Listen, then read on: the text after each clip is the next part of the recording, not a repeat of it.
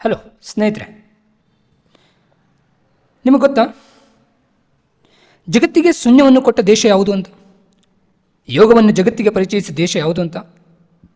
ಇಡೀ ಜಗತ್ತೇ ಒಂದು ಕುಟುಂಬ ಎಂದು ಸಾವಿರಾರು ವರ್ಷಗಳ ಹಿಂದೆ ಹೇಳಿದ ದೇಶ ಯಾವುದು ಗೊತ್ತಾ ನಿಮಗೆ? ಹೌದು, ಅದು ನಮ್ಮ ಭಾರತ ದೇಶ. ಇಂದು ನಾವು ಕಲಿಯಲಿರುವ ಪಾಠ ಭಾರತ ನಮ್ಮ ಹೆಮ್ಮೆ. ಈ ಪಾಠದಲ್ಲಿ ನಾವು ಭಾರತವು ಜಗತ್ತಿಗೆ ನೀಡಿದ ಅದ್ಭುತ ಕೊಡುಗೆಗಳು, ಮಹಾನ್ ವಿಜ್ಞಾನಿಗಳು ಮತ್ತು ಭಾರತದ ಶ್ರೇಷ್ಠ ಮೌಲ್ಯಗಳ ಬಗ್ಗೆ ತಿಳಿದುಕೊಳ್ಳೋಣ. ಆದ್ದರಿಂದ ಈ ವಿಡಿಯೋವನ್ನು ಕೊನೆಯವರೆಗೂ ತಪ್ಪದೆ ನೋಡಿ. ಹೌದಾ? ಭಾರತ ಏಕೆ ನಮ್ಮ ಹೆಮ್ಮೆ ಅನ್ನೋದ್ರ ಬಗ್ಗೆ ತಿಳ್ಕೊಳ್ಳೋಣ. ವಿದ್ಯಾರ್ಥಿಗಳೇ, ಪ್ರತಿಯೊಬ್ಬರಿಗೂ ತಮ್ಮ ದೇಶದ ಬಗ್ಗೆ ಹೆಮ್ಮೆ ಇರ್ತದೆ, ಆದರೆ ನಮ್ಮ ಭಾರತದ ಬಗ್ಗೆ ಹೆಮ್ಮೆ ಪಡಲು ನಮಗೆ ವಿಶೇಷವಾದ ಕಾರಣಗಳಿದೆ. ಯಾಕಂದರೆ ನಾವು ಜಗತ್ತಿನಲ್ಲಿ ಅತ್ಯಂತ ಪ್ರಾಚೀನ ನಾಗರಿಕತೆಗಳಲ್ಲಿ ಒಂದಾಗಿದೆ. ವಿಜ್ಞಾನ, ಗಣಿತ, ಸಾಹಿತ್ಯ, ಸಂಸ್ಕೃತಿ, ತತ್ವಶಾಸ್ತ್ರ, ಯೋಗ ಹಾಗೂ ಮಾನವೀಯ ಮೌಲ್ಯಗಳಲ್ಲಿ ಭಾರತವು ಜಗತ್ತಿಗೆ ದಾರಿ ತೋರಿಸಿದೆ. ಆದ್ದರಿಂದ ಭಾರತ ಕೇವಲ ಒಂದು ದೇಶವಲ್ಲ, ಇದು ಜಗತ್ತಿಗೆ ಜ್ಞಾನವನ್ನು ನೀಡಿದ ಭೂಮಿ. ಹಾಗಾದರೆ ನಾವು ಯಾಕೆ ಹೆಮ್ಮೆ ಪಡಬೇಕಂದ್ರೆ ಭಾರತ ನಮ್ಮ ಮಾತೃಭೂಮಿ. ಅದಕ್ಕೆ ನಾವು ನಮ್ಮ ದೇಶವನ್ನು ಪ್ರೀತಿಸ್ತೇವೆ ಮತ್ತು ಗೌರವಿಸ್ತೇವೆ ರೀ. ನಿಮಗೊಂದು ಗೊತ್ತದ, ಜನನಿ ಮತ್ತು ಜನ್ಮಭೂಮಿ ಸ್ವರ್ಗಕ್ಕಿಂತಲೂ ಶ್ರೇಷ್ಠ ಅಂತೇಳಿ. ಹೌದಾ? ಭಾರತೀಯರಾದ ನಾವು ನಮ್ಮ ಶ್ರೀಮಂತ ಸಂಸ್ಕೃತಿ ಮತ್ತು ಇತಿಹಾಸ ಬಗ್ಗೆ ಹೆಮ್ಮೆ ಪಡಬೇಕಾಗ್ತದೆ. ಇವತ್ತು ಬರೀ ಈ ಹಳ್ಳಿಗಳು ಮತ್ತು ರಾಜ್ಯಗಳು ಹೇಗೆ ಬೆಳವಣಿಗೆ ಆದವು ನಮ್ಮ ದೇಶದಾಗ ಅನ್ನೋದು ನೋಡೋಣ. ಆರಂಭದಲ್ಲಿ ಮಾನವರು ಏನಾಗಿದ್ದಾರೆ? ಅಲೆಮಾರಿಗಳಾಗಿದ್ದರು. ಅಂದರೆ ಅಲೆಮಾರಿಗಳು ಅಂದರೆ ಒಂದು ಪ್ರದೇಶದಾಗ ನಿಲ್ತಾ ಇರಲಿಲ್ಲ. ಇವರು ಒಂದು ಪ್ಲೇಸಿಂದ ಇನ್ನೊಂದು ಪ್ಲೇಸಿಗೆ ಅಲೆದಾಟವನ್ನು ಮಾಡ್ತಿದ್ರು. ಸ್ವಲ್ಪ ಸಮಯದ ನಂತರ ಏನು ಮಾಡಿದ್ರು? ಒಂದೇ ಸ್ಥಳದಲ್ಲಿ ನೆಲೆನೆಲ್ಲಕ್ಕೆ ಸ್ಟಾರ್ಟ್ ಮಾಡಿದ್ರು. ಆಮೇಲೆ ಏನು ಮಾಡಿದ್ರು ಅಂದರೆ ಸಣ್ಣ ಸಣ್ಣ ವಸತಿಗಳು ಏನಾದವು ಅಂದ್ರೆ ಅವು ಹಳ್ಳಿಗಳಾಗಿ ಪರಿವರ್ತನೆ ಹೊಂದಿದವು. ಹಳ್ಳಿಗಳು ಏನಾದವು? ರಾಜ್ಯಗಳಾದವು. ರಾಜ್ಯಗಳು ಸೇರಿ ಏನಾದವು? ದೊಡ್ಡ ದೊಡ್ಡ ಸಾಮ್ರಾಜ್ಯಗಳಾದವು ರೀ. ಆದ್ದರಿಂದ ಆ ದೊಡ್ಡ ಸಾಮ್ರಾಜ್ಯಕ್ಕೆ ಒಂದು ಏನಾಯಿತು? ಒಂದು ದೇಶ ಅಂತೇಳಾಯಿತು. ದೇಶದ ಮೂಲಕ ನಮಗೆ ದೇಶ ಪ್ರೇಮ ಎಂಬ ಭಾವನೆ ಬೆಳೆಯಲು ಸಹಾಯಕ ಆಯಿತು. ಇನ್ನು ನೋಡಿರಿ, ಈ ಚಿತ್ರ ಹೇಳ್ತದೆ ನೋಡಿರಿ. ಮೊದಲು ನಾವು ಏನಾದ್ವಿ? ಅಲೆಮಾರಿ ಜನಾಂಗದವರಾಗಿದ್ವಿ. ಅಲೆಮಾರಿಗಳು ಒಂತಂದ್ರೆ ನಿಲ್ತಾ ಇರಲ್ಲ. ಆಮೇಲೆ ಏನಾದ್ವಿ? ಒಂದು ಹಳ್ಳಿ ಒಳಗೆ ಅಂತಂದ್ರೆ ನಿಲ್ಲಕ್ಕೆ ಸ್ಟಾರ್ಟ್ ಮಾಡಿದ್ವಿ. ಅದು ಹಳ್ಳಿಗಳೇ ಬೆಳೀತು, ಹಳ್ಳಿಗತೆ ಬೆಳೀತು. ಆಮೇಲೆ ಹಳ್ಳಿಗಳು ಕೂಡ್ಕೊಂಡು ಒಂದು ಸಾಮ್ರಾಜ್ಯವಾಯಿತು. ಒಂದು ಸಾಮ್ರಾಜ್ಯ, ಮಹಾನ್ ಸಾಮ್ರಾಜ್ಯ ಕೂಡ ಆಯ್ತು ರೀ. ಹೌದಾ? ಬರ್ರಿ, ಈಗ ಭಾರತಕ್ಕೆ ಇರುವ ವಿವಿಧ ಹೆಸರುಗಳು ಏನಾವನಪ್ಪ? ನಮ್ಮ ಭಾರತ ದೇಶವನ್ನು ನಾವು ಇಂದು ಏನಂತೇಳಿ ಕರಿತೀವಿ? ಇಂಡಿಯಾ ಅಂತೇಳಿ ಕರಿತೀವಿ. ಹೌದಾ? ಆದರೆ ಪ್ರಾಚೀನ ಕಾಲದಲ್ಲಿ ನಮ್ಮ ಭಾರತವನ್ನು ಏನಂತೇಳಿ ಕರಿತೀವಿ ಅಂದ್ರೆ, ಒಂದೇದು ನಿಮಗೆ ಗೊತ್ತಿರೋಂಥ ಭಾರತ ಅಂತೂ ಇತ್ತೇ ಇತ್ತು. ಭಾರತ ವರ್ಷ ಅಂತೇಳಿ ಇತ್ತು, ಹಿಂದೂಸ್ತಾನ್ ಅಂತೇಳಿ ಇತ್ತು, ಮತ್ತು ಇಂಡಿಯಾ ಅಂತೇಳಿ ಇದ್ದೀರಿ, ಮತ್ತು ಜಂಬೂ ದ್ವೀಪ ಅಂತೇಳಿ ಕರೀತಾರೆ. ಭರತ ವರ್ಷ, ಹಿಂದೂಸ್ತಾನ್, ಇಂಡಿಯಾ, ಜಂಬೂ ದ್ವೀಪ ಅಂದರೆ ಅತ್ಯಂತ ದೊಡ್ಡದಾದಂಥ ದೇಶ ರೀ ಅಂತೇಳಿ ಕರಿತಿದ್ರು. ಹೌದಾ? ಪುರಾಣಗಳಲ್ಲಿ ನಮ್ಮ ದೇಶವನ್ನು ಭಾರತ ವರ್ಷ ಒಂದೇಳಿ ವರ್ಣನೆ ಮಾಡಲಾಗಿದೆ. ಯಾಕೆ ನಮಗೆ ಭಾರತ ಅಂತೇಳಿ ಯಾಕೆ ಕರೀತಾರಂದ್ರೆ, ಯಾಕಂದ್ರೆ ಭರತ ಎಂಬ ರಾಜ ನಮ್ಮ ಭಾರತ ದೇಶವನ್ನು ಆಳ್ವಿಕೆ ಮಾಡ್ತಿದ್ರು. ಹಾಗಾಗಿ ಆ ರಾಜನ ಹೆಸರಿನಿಂದ ನಮಗೆ ಏನು ಬಂದೈತೆ ಅಂದ್ರೆ ಭಾರತ ಅಂತೇಳಿ ಹೆಸರು ಬಂದೈತೆ ಅಂತೇಳಿ ಅಂತಾರೆ. ಈ ಭರತ ಯಾರಂದ್ರೆ ಇವರು ಏನಂದ್ರೆ ಜೈನರ ಮೊದಲನೇ ತೀರ್ಥಂಕರ ಆದಂಥ ಅವರ ಮಗ ರೀ. ಯಾರು? ಋಷಭನಾಥರ ಮಗ ಇವರು. ಹಾಗಾಗಿ ಇವ್ರ ಹೆಸರಿಂದ ನಮಗೆ ಭಾರತ ದೇಶ ಅಂತೇಳಿ ಬಂದಿದೆ. ಹೌದಾ? ಇದ್ರ ಬಗ್ಗೆ ಎಲ್ಲಿ ನಮಗೆ ಉಲ್ಲೇಖ ಆಗಿದೆ ಅಂದರೆ ಪುರಾಣಗಳಲ್ಲಿ ಇದನ್ನು ಬರೆಯಲಾಗಿದೆ ರೀ. ಹೌದಾ? ನೆಕ್ಸ್ಟ್ ಬರ್ರಿ. ಭಾರತವನ್ನು ಯಾಕೆ ಹಿಂದೂ ಮತ್ತು ಇಂಡಿಯಾ ಅಂತೇಳಿ ಹೆಸರುಗಳು ಹೆಂಗೆ ಬಂದು ಅಂದ್ರೆ ನೋಡಿರಿ, ಪರ್ಷಿಯನ್ನರು ಅಂದರೆ ಇವತ್ತಿನ ಇರಾನ್ ದೇಶದವರು ಸಿಂಧೂ ನದಿಯ ಕಣಿವೆಯ ಜನರನ್ನು ಏನಂತೇಳಿ ಕರೆದ್ರು? ಹಿಂದೂ ಅಂತೇಳಿ ಕರೆದ್ರು. ಇನ್ಸ್ಟೆಡ್ ಆಫ್ ಸಿಂಧು ಅವ್ರು ಏನಂತೇಳಿ ಕರೆದ್ರು? ಹಿಂದೂ ಅಂತೇಳಿ ಕರೆದ್ರು. ಹೌದಾ? ಗ್ರೀಕರು ನಂತರ ಇವ್ರನ್ನ ಏನಂತೇಳಿ ಕರೆದ್ರು? ಇಂಡು ಎಂಬ ಪದವನ್ನು ಬಳಸಿದರು. ಮೊದಲಷ್ಟು ಇಂಡು ಅಂದರು, ಸಿಂಡಸ್ ಅಂದರು, ಆಮೇಲೆ ಏನಾದರೂ ಇಂಡು ಅಂದರು. ಆಮೇಲೆ ಬ್ರಿಟಿಷರು ನಮ್ಮ ಭಾರತಕ್ಕೆ ಬಂದ್ರಲ್ಲ, ಆ ಇಂಡುವನ್ನು ತೆಗೆದು ಇಂಡಿಯಾ ಎಂಬ ಹೆಸರನ್ನು ಜನಪ್ರಿಯಗೊಳಿಸಿದರು. ಹಾಗಾಗಿ ನಮ್ಗೆ ಇಂಡಿಯಾ ಅಂತೇಳಿ ಹೆಸರು ಬಂತ್ರಿ. ಹಿಂದೂ ಧರ್ಮವನ್ನು ಏನಂತೇಳಿ ಕರೆದ್ರು? ಹಿಂದೂಯಿಸಮ್ ಅಂತೇಳಿ ಕರೆದ್ರು. ತಿಳಿತಾ? ಇದಿಷ್ಟು.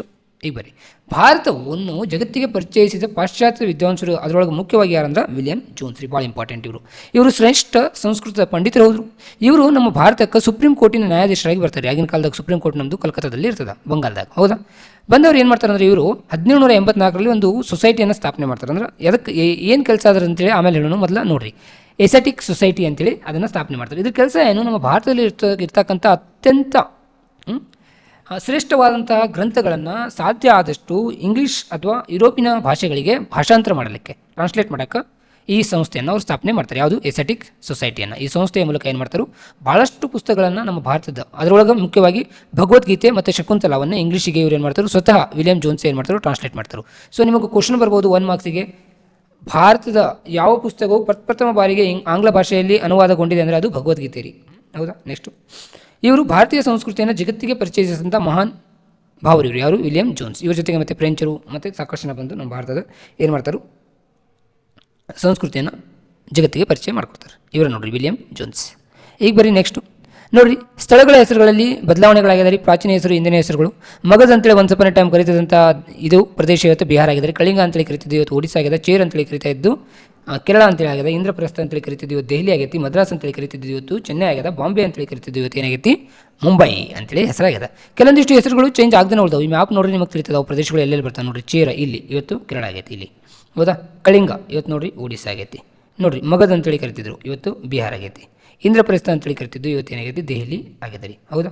ಇಷ್ಟು ಕೆಲವೊಂದಿಷ್ಟು ಚೇಂಜ್ ಆಗದೇ ಉಳಿದವು, ಬದಲಾವಣೆ ಆಗದೆ ಉಳಿದಂಥ ಹೆಸರುಗಳು ಏನಂದ್ರೆ, ಒಂದು ಕಾಶ್ಮೀರ್ ಹಾಗೆ ಇದೆ ರೀ, ನೇಪಾಳ ಹಾಗೆ ಇದೆ, ಅಯೋಧ್ಯ ಹಾಗೆ ಇದೆ, ಕಾಶಿ ಹಾಗೆ ಇದೆ, ಮಥುರಾ ಹಾಗೆ ಇದೆ ಯಾವ ಹೆಸರುಗಳು. ಈಗ ಬರ್ರಿ, ಭಾರತದ ಕೊಡುಗೆ ಏನು? ಮೊದಲು ಗಣಿತ ಕ್ಷೇತ್ರಕ್ಕೆ ಭಾರತೀಯರು ಶೂನ್ಯ ಅಂದರೆ ಸೊನ್ನೆಯನ್ನು ಜಗತ್ತಿಗೆ ಪರಿಚಯಿಸಿದವರು ಮತ್ತು ಇದನ್ನು ಕಂಡುಹಿಡಿದವರು ಅಂದರೆ ಅದು ಭಾರತೀಯರು. ಇದು ನಮ್ಮ ಹೆಮ್ಮೆ ರೀ. ಮತ್ತು ದಶಮಾಂಶ ಮತ್ತು ಭಿನ್ನರಾಶಿಗಳನ್ನು ಅಭಿವೃದ್ಧಿಪಡಿಸಿದವರು ನಾವು ಜಗತ್ತಿನಲ್ಲಿ. ಬೀಜಗಣಿತಕ್ಕೆ ಮಹತ್ತರವಾದ ಕೊಡುಗೆಯನ್ನು ನೀಡಿದವರು ನಾವು. ಅಶೋಕನ ಶಾಸನಗಳಲ್ಲಿ 2300 ವರ್ಷಗಳ ಹಿಂದೆ ನಾವು ಸಂಖ್ಯೆಗಳನ್ನು ಬೆಳೆಸಿದ್ದು ಕಂಡು ಬರ್ತದೆ ರೀ ಅವನ ಶಾಸನದಾಗ. ನೋಡಿ, ಜೀರೋವನ್ನು ನಾವು ಜಗತ್ತಿಗೆ ಕೊಟ್ಟಿದ್ವಿ. ಬೀಜಗಣಿತಕ್ಕೆ ನಾವು ಸಾಕಷ್ಟು ಕೊಡುಗೆಗಳನ್ನು ಕೊಟ್ಟಿದ್ವಿ. ಅದರಲ್ಲೂ ನಮ್ಮಲ್ಲಿ ಒಬ್ಬ ಮಹಾನ್ ಮೇಧಾವಿ ಬರ್ತಾರೆ. ಅವ್ರ ಹೆಸರೇನೆಂದ್ರೆ ಆರ್ಯಭಟ. ಆರ್ಯಭಟ ಶ್ರೇಷ್ಠ ಭಾರತೀಯ ಗಣಿತಜ್ಞನೂ ಹೌದು, ಖಗೋಳ ಶಾಸ್ತ್ರಜ್ಞರು ಹೋದ್ರಿ ಅವರು ಹೇಳ್ತಾರೆ ಭೂಮಿ ಗೋಳಾಕಾರವಾಗಿದೆ ಅಂತೇಳಿ, ಮತ್ತು ಭೂಮಿ ಸೂರ್ಯನ ಸುತ್ತ ಸುತ್ತದೆ ಅಂತೇಳಿ ಮೊದಲು ಯಾರಾದರೂ ಜಗತ್ತಿಗೆ ತೋರಿಸ್ಕೊಟ್ಟರು ಅಂದರೆ ಅದು ಆರ್ಯಭಟ ರೀ. ಇದನ್ನು ಆಮೇಲೆ ಕೋಪರ್ನಿಕಸ್ ಏನು ಮಾಡ್ತಾನೆ, ಕಂಟಿನ್ಯೂ ಮಾಡ್ತಾನೆ. ಯಾವಾಗ 16ನೇ ಶತಮಾನದಾಗ ನಾವು ಯಾವತ್ತೋ ಕಂಡಿದ್ದು ಹೇಳಿದ್ವಿ ಇದನ್ನು, ಯಾರು ನಮ್ಮ ಆರ್ಯಭಟ. ಖಗೋಳಶಾಸ್ತ್ರಕ್ಕೆ ಮಹತ್ವವನ್ನು ಇವರು ಭಾಳಷ್ಟು ಹೊಂದಿದ್ದಾರೆ. ಯಾರು? ಆರ್ಯಭಟ. ನೋಡಿರಿ, ಆರ್ಯಭಟ ಇದನ್ನೆಲ್ಲ ಕಂಡುಹಿಡಿದಿದ್ರು. ತಿಳಿತಾ? ಇವತ್ತಿನ ಒಂದು ಮಾಡರ್ನ್ ಸೈನ್ಸ್ ಏನಂತೇಳಿ ಕರಿತೀವಲ್ಲ, ಅದನ್ನು ಅವರು ಪ್ರಾಚೀನ ಕಾಲದಾಗ ನಮಗೆ ತೋರಿಸ್ಕೊಟ್ಟಿದ್ರು. ಯಾರು? ಆರ್ಯಭಟರು, ಹೌದಾ. ನೆಕ್ಸ್ಟು ಈ ಥರ ವೈಜ್ಞಾನಿಕ ಕೊಡುಗೆಗಳಂದರೆ ಇನ್ನೊಂದೇನು, ಬೌದ್ಧಯಾನ ಅಂತೇಳಿ ಒಬ್ಬರು ಏನು ವಿಜ್ಞಾನಿಗಳು ಅವ್ರು ಏನು ಮಾಡ್ತಾರೆ ಅಂದ್ರೆ, ಪೈಥಾಗೋರಸ್ನ ಏನು ಪ್ರಮೇಯ ಅದಲ್ಲ ರೀ, ಇವತ್ತೇನು ಪೈಥಾಗೋರಸ್ನ ಪ್ರಮೇಯ ಅಂತೇಳಿ ಕರಿತಾರಲ್ಲ, ಅದು ಪೈಥಾಗೋರಸ್ಗಿಂತಲೂ ಮೊದಲು ಯಾರಾದರೂ ಜಗತ್ತಿಗೆ ಒಂದು ಇದರ ಬಗ್ಗೆ ತಿಳಿಸ್ಕೊಟ್ಟರು ಅಂದ್ರೆ ಅದು ಬೌದ್ಧ ಯಾನ್ ರೀ. ಮತ್ತು ಕನಾದ್ ಅಂತೇಳಿ ಒಬ್ಬರು ಸೈಂಟಿಸ್ಟ್ ಬರ್ತಾರೆ, ಏನು ವಿಜ್ಞಾನಿಗಳು. ಅವ್ರೇನು ಮಾಡ್ತಾರೆ ಅಂದ್ರೆ, ಅಣು ಸಿದ್ಧಾಂತವನ್ನು ಪ್ರತಿಪಾದಿಸಿದ್ರು ಜಗತ್ತಿನಲ್ಲೇ ಪ್ರಥಮ ಬಾರಿಗೆ. ಅಣುಬಾಂಬಲ್ಲಿ ಇದನ್ನು ಮಾಡ್ತಾರೆ. ಅಣುಬಾಂಬು ಮತ್ತು ಅಣುಸ್ಥಾವರಗಳನ್ನು ಸ್ಥಾಪನೆ ಮಾಡೋಕ್ಕೆ ಇದನ್ನು ಬಳಸ್ತಾರೆ. ಇದನ್ನು ಮೊದಲ ಬಾರಿಗೆ ಜಗತ್ತಿಗೆ ತೋರಿಸ್ಕೊಟ್ಟವರು ಕನಾದ್ರಿ. ನೆಕ್ಸ್ಟು ಈ ಥರ ಸಾಧನೆಗಳು ನಮಗೆ ಉಕ್ಕಿನ ತಯಾರಿಕೆ ಗೊತ್ತಿತ್ತು ರೀ, ಹಡಗು ನಿರ್ಮಾಣದ ಬಗ್ಗೆ ಗೊತ್ತಿತ್ತು, ಮಾನ್ಸೂನ್ ಗಾಳಿಗಳ ಸಹಾಯದಿಂದ ನೌಕಾಯಾನ ಮಾಡ್ಬೋದು ಅಂತೇಳಿ ನಮಗೆ ಎಲ್ಲ ಗೊತ್ತಿತ್ತು. ಹೌದು, ನೋಡಿರಿ ಈ ಪಿಕ್ಚರ್ ಹೇಳ್ತದೆ ನೋಡಿರಿ ಎಲ್ಲಾನು. ತಿಳಿತಾ? ನೆಕ್ಸ್ಟ್ ಬರೀ, ಭಾರತ ಜಗತ್ತಿಗೆ ನೀಡಿದ ಕೊಡುಗೆಗಳೇನೆಂದ್ರೆ ಯೋಗ. ಹೆಮ್ಮೆ ಅಂದರೆ ಹೇಳಬೇಕು ನಾವು. ಸಂಸ್ಕೃತ ಭಾಷೆಯನ್ನು ಜಗತ್ತಿಗೆ ಕೊಟ್ಟಿದ್ದೀವಿ ನಾವು. ಗಣಿತದ ಬಗ್ಗೆ ನಾವು ಸ್ಪೆಷಲಿ ಜೀರೋವನ್ನು ಜಗತ್ತಿಗೆ ಕೊಟ್ಟಿದ್ದೀವಿ ನಾವು. ಖಗೋಳಶಾಸ್ತ್ರಕ್ಕೆ ಭಾಳಷ್ಟು ಮಹತ್ವವನ್ನು ಮತ್ತು ಮಹತ್ತರವಾದಂಥ ಕೊಡುಗೆಗಳನ್ನು ನಾವು ಭಾರತಕ್ಕೆ ಜಗತ್ತಿಗೆ ನೀಡಿದ್ದೀವಿ ರೀ. ನೌಕಾಯಾನದ ಕೌಶಲ್ಯಗಳನ್ನು ನಾವು ಜಗತ್ತಿಗೆ ಕಲಿಸ್ಕೊಟ್ಟಿದ್ವಿ. ಮತ್ತು ಆಧ್ಯಾತ್ಮಿಕ ಜ್ಞಾನವನ್ನು ನಾವು ಜಗತ್ತಿಗೆ ಕೊಟ್ಟಿದ್ದೀವಿ. ಯಾರಾದರೂ ನಿಮಗೆ ಕೇಳಿದ್ರೆ ನೀವು ಭಾರತೀಯರು ಏನು ಜಗತ್ತಿಗೆ ಕೊಟ್ಟರು ಅಂದರೆ ಇವರು ಎಲ್ಲರೂ ನೆನೆಸ್ಬೇಕು ನೋಡಿರಿ, ಅವ್ರು ಮುಖ ಕೊಡ್ದಂಗೆ. ತಿಳಿತಾ? ನೆಕ್ಸ್ಟ್ ಬರೀ, ಭಾರತೀಯ ಸಂಸ್ಕೃತಿಯ ವಿಸ್ತರಣೆ ಹೆಂಗಾಯ್ತಂದ್ರೆ ನೋಡಿರಿ, ಭಾರತೀಯ ಸಂಸ್ಕೃತಿ ಪ್ರಭಾವ ಬೀರಿದ ದೇಶಗಳು ಯಾವ್ಯಾವ ಅಂದ್ರೆ, ನಮ್ಮ ಸಂಸ್ಕೃತಿ ಈಗಲೂ ಕೂಡ ಅದ. ಶ್ರೀಲಂಕಾದಾಗ, ಅಫ್ಘಾನಿಸ್ತಾನದಾಗ, ಟಿಬೆಟ್ನಾಗ, ಚೀನಾದಾಗ ಈಗಲೂ ಅದ. ಕೊರಿಯಾ, ಜಪಾನ್, ಕಾಂಬೋಡಿಯಾ, ಇಂಡೋನೇಷ್ಯಾ ಇನ್ನು ಮುಂತಾದ ರಾಷ್ಟ್ರಗಳಲ್ಲಿ ನಮ್ಮ ಸಂಸ್ಕೃತಿ ಪ್ರಭಾವವನ್ನು ಬೀರಿದೆ ರೀ, ನಿಮಗೆಲ್ಲರಿಗೆ ಗೊತ್ತಿರುವಂತೆ, ಹೌದಾ. ನೆಕ್ಸ್ಟು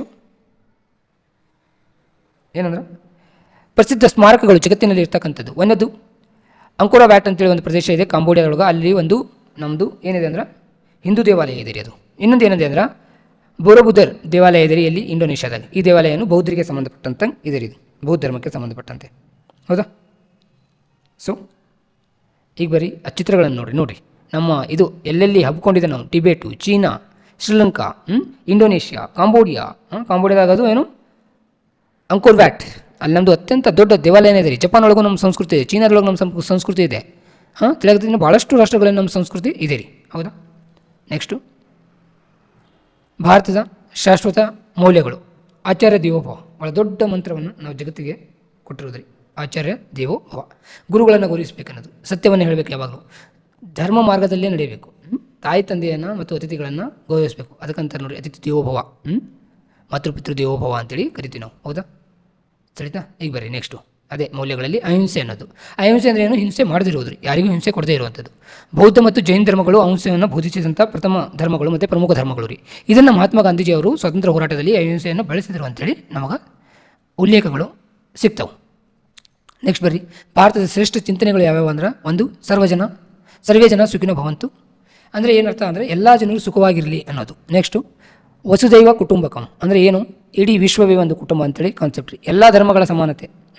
ನೋಡಿ, ಇಲ್ಲಿ ನಮ್ಮ ದೇಶದಾಗ ಎಲ್ಲ ಧರ್ಮಗಳಿಗೂ ನಾವೇನು ಮಾಡಿದ್ವಿ ಅಂದ್ರೆ, ಏನು ಮಾಡಿದ್ದೀವಿ ನಾವೇನಂತೇಳಿ ಅಂದ್ಕೊಂಡಿದ್ರೆ ಎಲ್ಲ ಧರ್ಮಗಳು ಒಳ್ಳೆಯದನ್ನು ಬೋಧನೆ ಮಾಡ್ತಾವೆ ಮತ್ತು ಎಲ್ಲ ಧರ್ಮಗಳು ಇಂಪಾರ್ಟೆಂಟ್ ಅಂತೇಳಿ ನಾವು ಅದಕ್ಕೆ ಪ್ರಾಮುಖ್ಯತೆಯನ್ನು ಕೊಟ್ಟಿದ್ದೀವಿ ರೀ. ಹೌದಾ? ಮತ್ತು ಪ್ರತಿಯೊಂದು ಧರ್ಮವನ್ನು ನಾವೇನು ಮಾಡ್ತೀವಿ, ಗೌರವವನ್ನು ಕೊಡ್ತೀವಿ ರೀ. ಇದು ನಮ್ಮ ಸಂಸ್ಕೃತಿ. ಹೌದಾ? ನೆಕ್ಸ್ಟ್ ಬರ್ರಿ, ಭಾರತ ರಿಲೇಟೆಡು ನಾವು ಮುಖ್ಯವಾಗಿ ನೆನಪಿಡಬೇಕಂತ ಅಂಶಗಳು ಏನೇನಪ್ಪ ಅಂದರೆ ಭರತ ರಾಜ, ವಿಲಿಯಂ ಜೋನ್ಸ್, ಆರ್ಯಭಟ, ಬೌದ್ಧಯಾನ, ಕನಾದ್ ಮತ್ತು ಮಹಾತ್ಮ ಗಾಂಧೀಜಿ ಇವರ ಕೊಡುಗೆ ಏನಂತೇಳಿ ನೀವು ನೆನಪಿಟ್ಕೋಬೇಕು ರೀ. 1 ಮಾರ್ಕ್ಸ್ಗೆ ಬರ್ತದೆ ರೀ. ಹೌದಾ? ಸೊ ಮತ್ತು ಲಾಸ್ಟಿಗೆ ನಾವು ಏನು ಅನ್ಬೋದು ಅಂದ್ರೆ ನೋಡಿರಿ, ಸಮಾರೋಪದಾಗಿ ನಾವು ಏನು ಅನ್ಬೋದು ಅಂದ್ರೆ ಭಾರತ ಮಹಾನ್ ಆಗಿರಲು ಕಾರಣಗಳೇನಂದ್ರೆ ಭಾರತ ಒಂದು ಶ್ರೀಮಂತ ಸಂಸ್ಕೃತಿಯನ್ನು ಹೊಂದೈತಿ, ಪ್ರಾಚೀನ ಜ್ಞಾನವನ್ನು ಹೊಂದೈತಿ, ವೈಜ್ಞಾನಿಕ ಕೊಡುಗೆಗಳನ್ನು ನೀಡೈತಿ, ಯೋಗ ಮತ್ತು ಸಂಸ್ಕೃತವನ್ನು ಜಗತ್ತಿಗೆ ನೀಡೈತಿ, ಶಾಂತಿ ಮತ್ತು ಅಂಶ ಮೌಲ್ಯಗಳನ್ನು ಜಗತ್ತಿಗೆ ನೀಡೈತಿ, ಎಲ್ಲ ಧರ್ಮಗಳಿಗೆ ಗೌರವ ನೀಡಬೇಕಂತೇಳಿ ನಮಗೆ ಕಲಿಸಿ ಕೊಟ್ಟಿದ್ರಿ. ಹೌದಾ? ಸೊ ಈಗ ನೋಡಿರಿ, ನಿಮಗೇನಾದರೂ ಆಸೆ ಇದ್ದರೆ ನಮ್ಮ ಆಫ್ಲೈನ್ ಕ್ಲಾಸಿಗೆ ಜಾಯ್ನ್ ಆಗೋದಿದ್ರೆ ಇಲ್ಲಿ ನೋಡಿ ನಾವು 5 ಸಬ್ಜೆಕ್ಟ್ಗಳನ್ನ ಹೇಳ್ಕೊಡ್ತೀವಿ. ಮತ್ತು ನಿಮಗೇನಾದ್ರು ಆಸೆ ಇದ್ದರೆ ನಮ್ಮ ಈ ನಂಬರಿಗೆ ಏನು ಮಾಡಿರಿ, ಒಂದು ಕಾಲ್ ಮಾಡಿರಿ ಅಂತ ಹೇಳ್ತಾ ಇವತ್ತಿನ ವಿಡಿಯೋವನ್ನು ಮುಗಿಸುವಂಥ ಸಮಯ ಸ್ನೇಹಿತರೆ.